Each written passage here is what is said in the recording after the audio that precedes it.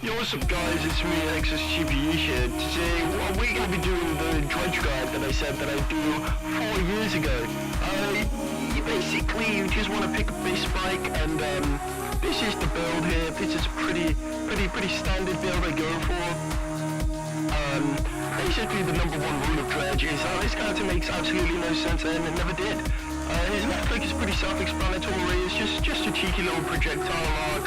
You don't want to overcomplicate things too much. His right click automatically rebind your harpoon and broadside, by the way. Please switch around those bindings. Harpoon should be on right click, and your broadside should be on your Q. This will help you understand that broadside is a movement ability. His third ability is this cheeky little shortcut. You basically always want to put one of these down before you go in.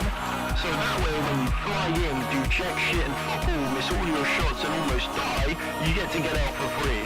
This is a really cool ability, and it's kind of his best ability. Probably the best movement ability in the entire game, if I had to guess. It's pretty fucking good. And finally is Kraken. You can probably unbind this button and it won't make any difference to your Dredge gameplay. This ability is kind of absolute dog shit and isn't needed whatsoever. You can throw it away if you want.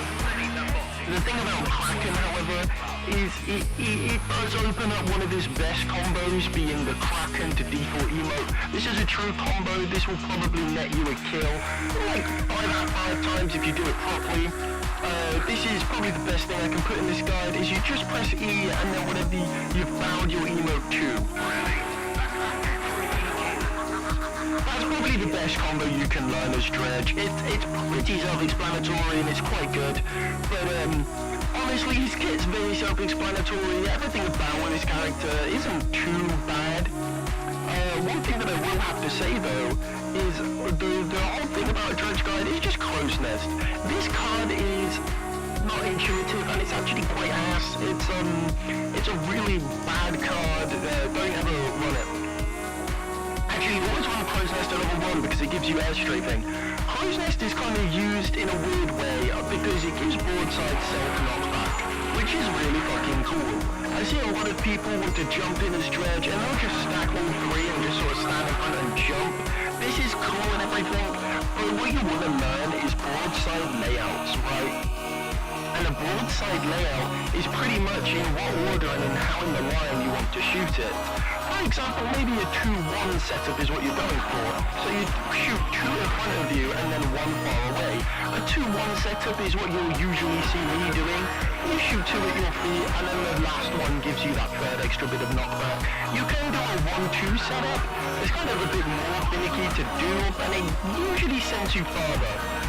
It also gives you a bit more height by the time you hit it. It all depends on distance and how you want to really set up. 1-1-1 is probably the most basic. It's just a bit of this. This is okay, the old 1-1-1 setup. It's tried and true, you can't go wrong. But if you just do a 3 setup, then you're kind of a big fat pot and you should probably stop playing Dredge. Broadside also has this weird thing where it works better on one side of the map than the other. If you want to do this yourself, because it's been so long since I've done this that I just cannot be asked, then please go into a custom game, go to your favorite map, Dawnforge, and just go on Team 2. Team 2 on every single map seems to have the better knockback. I don't know why this is a thing. I have to assume it's because this game is fucking awful. But one side of the map will always have better knockback than the other. So that's a fun fact. You can learn that if you want. Broadside also has this cool effect where if you shoot it at a wall, then you can sort of sync up your broadside. It's not like that. You want to go from up down. This will sync up your broadsides to all explode at the same time. This is a cool little piece of tech. For all you 5 Dredge players that still play the game, you can sync up your broadsides by using a wall. You can incorporate this into your jumps as well to get all 3 of the knockback. Well, it kind of stacks. And this will send you flying. This is the only acceptable form of a 3 setup that I ever want to see people doing. And it's when you're next to a wall and you can just sync them all up. This is pretty good. You can also try to set up double jumps if you truly want, by just shooting your broadside in the air, reloading, and then getting this set up. reloading straight after doing it will usually give you the right timing to be able to set up that double jump. And finally, a super jump is when you mix in your expansive vault jump. And this is why we have expansive vault at level 2, because the card description is actually wrong, because the devs hate Dredge and want him to die.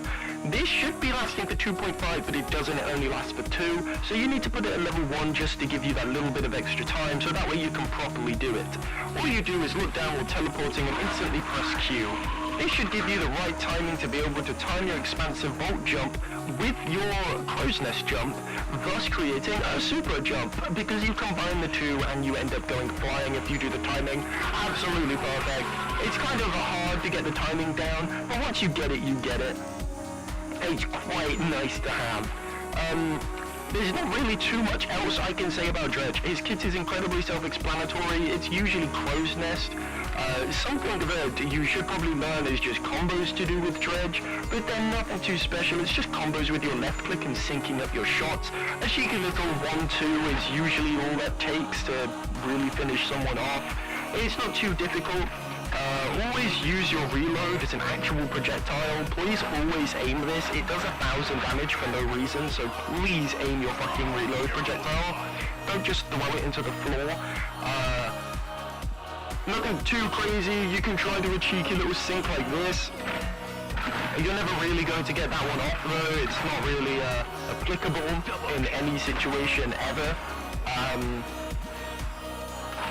Crow's Nest is a janky fucking card and should probably never be used. Kraken should be unbound. The loadout is just like this. Always pick a Bispike. A Bispike is currently his best talent because this one removes the damage off of your reload, and this one requires skill, and Dredge players don't have any of that, so you can't really pick this one. So you have to go with Bispike. Hole Piercer at level 5 at all times, Bargain at level 2, Dreadnought at level 1 just for the extra health, and an expansive old Crow's Nest. It's pretty simple. That's how I play Dredge.